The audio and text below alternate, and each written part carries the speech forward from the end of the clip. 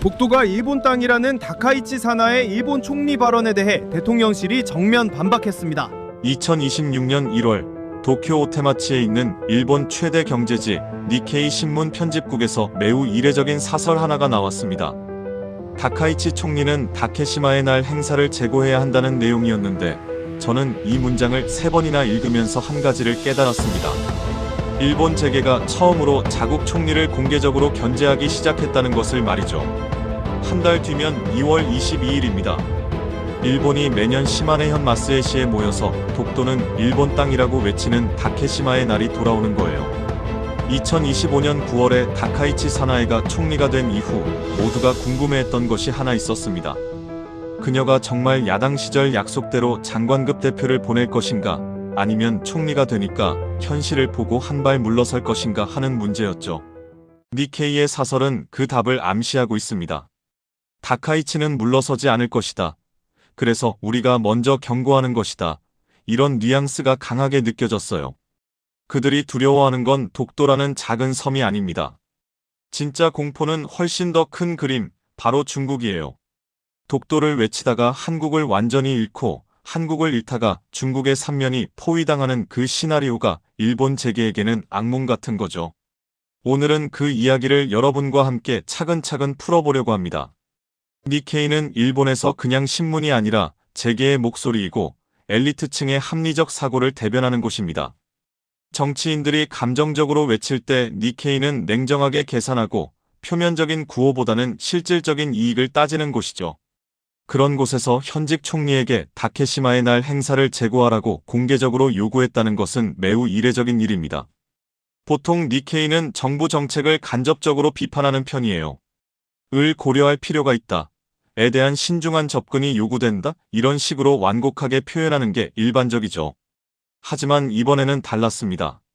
직접적이고 명확하고 어떻게 보면 절박하기까지 한 톤이었어요. 왜 이렇게까지 나섰을까요? 첫 번째 이유는 다카이치 정부가 출범한 이후 한일 관계가 급속도로 냉각됐기 때문입니다. 2025년 9월에 다카이치 총리가 취임하고 나서 불과 일주일 만에 야스쿠니 신사에 공문을 보냈고 한 달 뒤에는 독도는 역사적으로나 국제법적으로나 일본 땅이라고 재천명했어요. 청와대는 즉각 일본 총리의 발언은 매우 유감이다라는 성명을 냈고 예정됐던 한일 경제장관 회의는 무기한 연기됐죠. 그 결과가 어땠는지 아십니까? 삼성과 도쿄일렉트론이 조용히 진행하던 반도체 장비 협력 프로젝트는 보류됐고 LG에너지솔루션과 파나소닉의 배터리 기술 교류는 중단됐으며 현대차와 도요타가 함께 연구하던 수소 연료전지 프로젝트는 동결됐습니다. 니케이는 이 숫자들을 정확히 알고 있어요. 지난 4개월간 한일 경제 협력이 중단되면서 일본이 잃은 게 얼마나 되는지를 말이죠. 두 번째 이유는 2026년 2월 22일이 한 달도 안 남았다는 시간적 절박함입니다. 다카이치는 야당 시절에 공개적으로 약속했어요. 제가 총리가 되면 다케시마의 날 행사에 장관급 대표를 보내겠습니다라고요. 지금까지는 정무 차관급이었는데 장관급으로 격상한다는 것은 정부 공식 행사 수준으로 격을 올린다는 의미입니다. 니케이는 알고 있죠. 다카이치가 자신의 약속을 지킬 것이고 그 순간 한일 관계는 돌이킬 수 없는 파국으로 치달을 것이라는 걸 말입니다. 세 번째 이유는 미중 대결이라는 거대한 지정학적 구도 속에서 한국을 완전히 잃을지 모른다는 공포예요. 2025년 11월에 시진핑이 서울을 국빈 방문했고 이재명 대통령과의 정상회담에서 한중 반도체 협력 강화를 합의했습니다. 같은 날 일본 언론은 패닉 상태에 빠졌죠. 한국이 중국 쪽으로 급속히 기울고 있다. 반도체 동맹에서 일본이 완전히 소외되고 있다. 이런 헤드라인이 일면을 장식했어요. 그래서 독도는 이제 단순한 섬이 아니라 기억의 문제가 된 겁니다. 일본에게는 우리는 아직 포기하지 않았다는 정치적 기억이고 한국에게는 절대 내줄 수 없다는 주권의 기억이죠.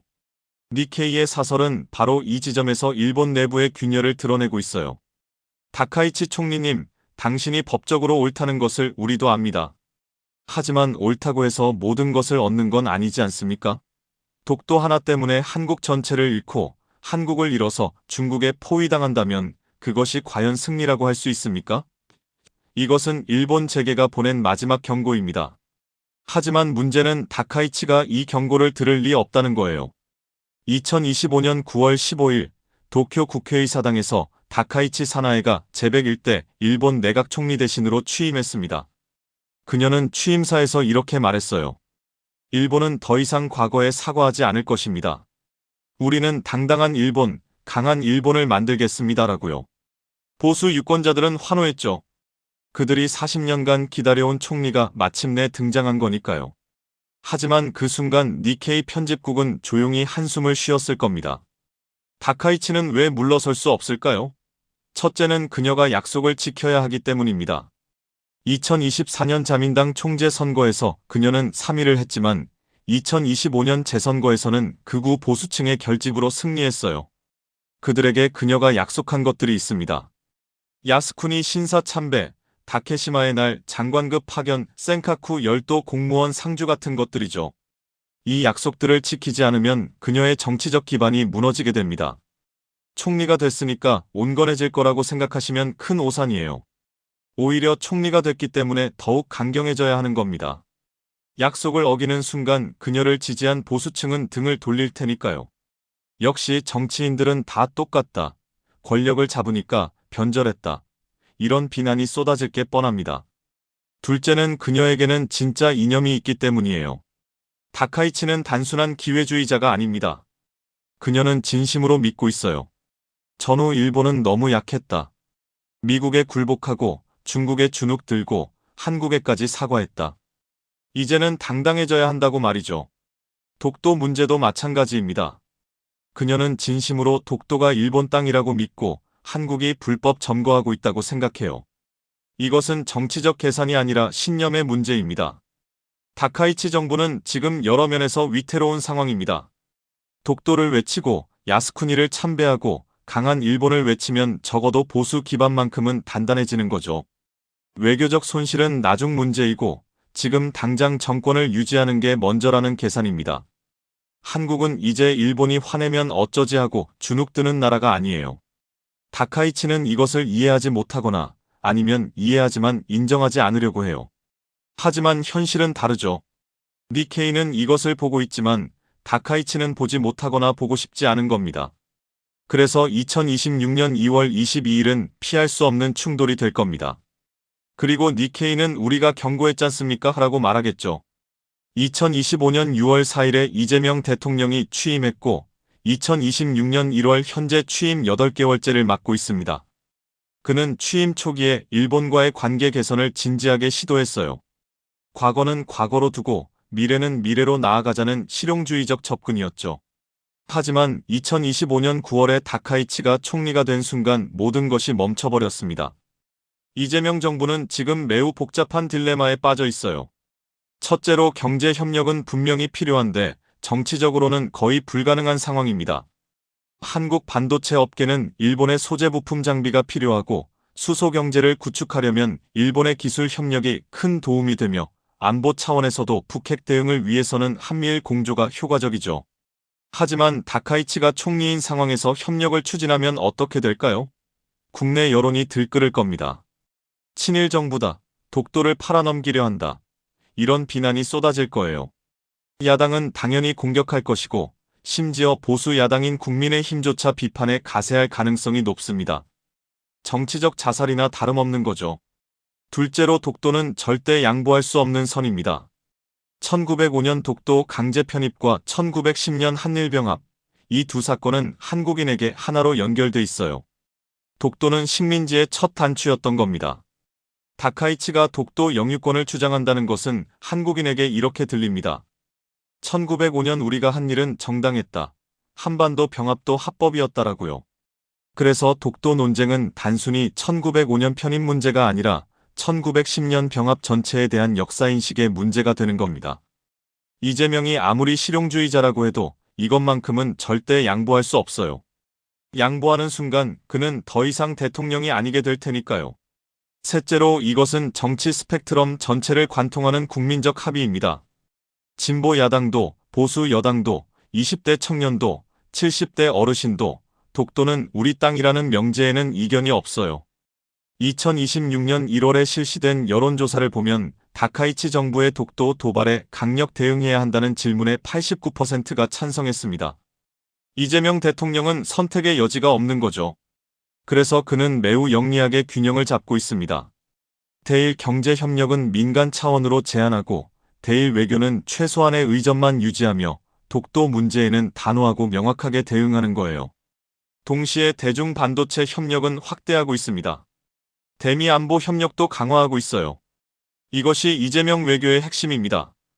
일본이 우리를 선택하지 않으면 우리에게는 다른 파트너가 있다는 것을 보여주는 거죠. 독도를 외치면서 한국을 완전히 잃을 것인가, 아니면 독도는 조용히 하면서 한국과 협력할 것인가를 말이에요. 니케이는 후자를 선택하라고 말하고 있지만 다카이치는 전자를 고집하고 있습니다.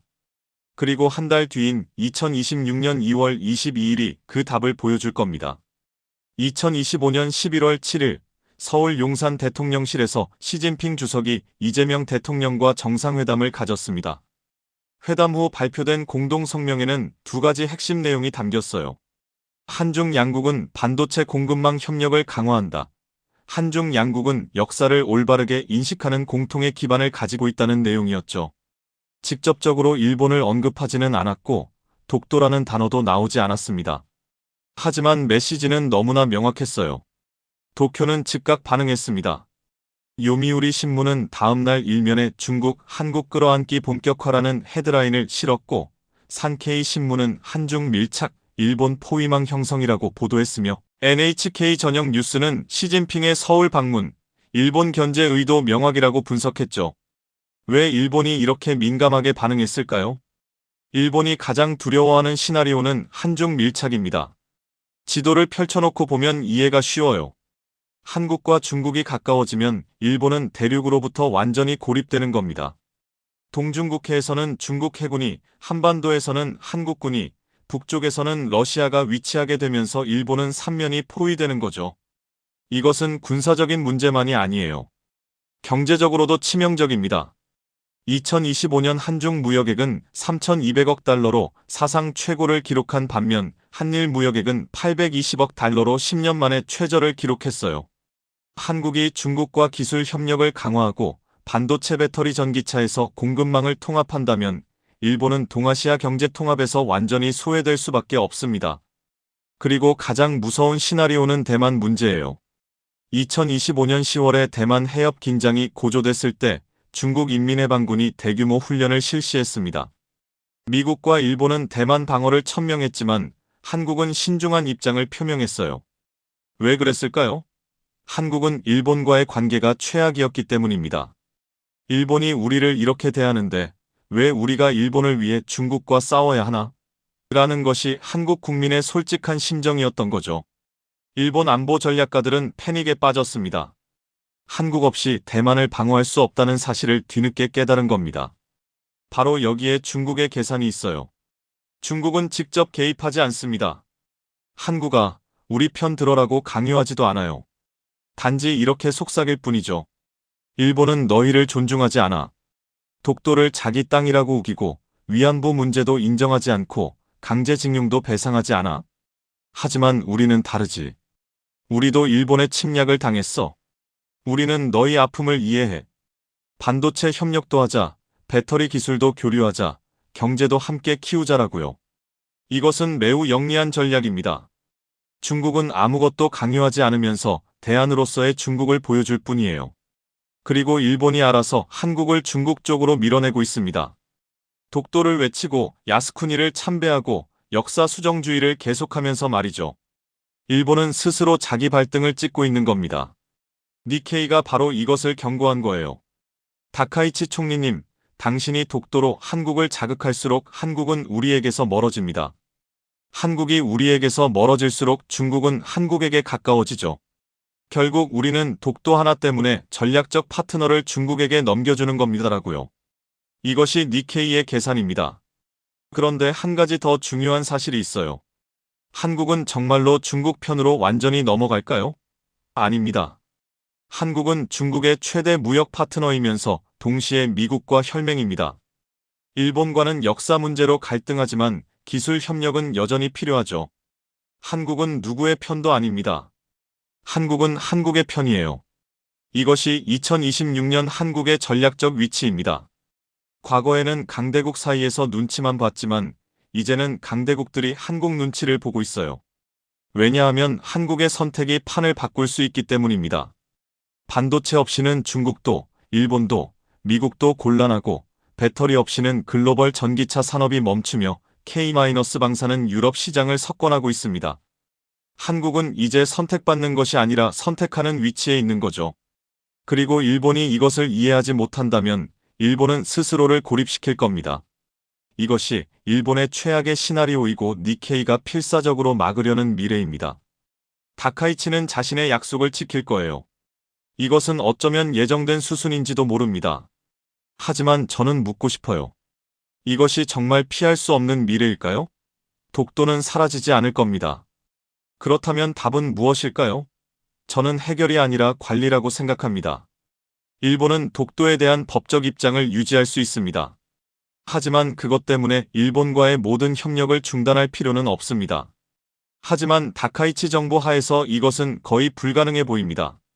그렇다면 우리는 어떻게 해야 할까요? 우리가 서 있는 자리를 냉정하게 봐야 합니다. 경제력으로, 기술력으로, 문화력으로 말이죠.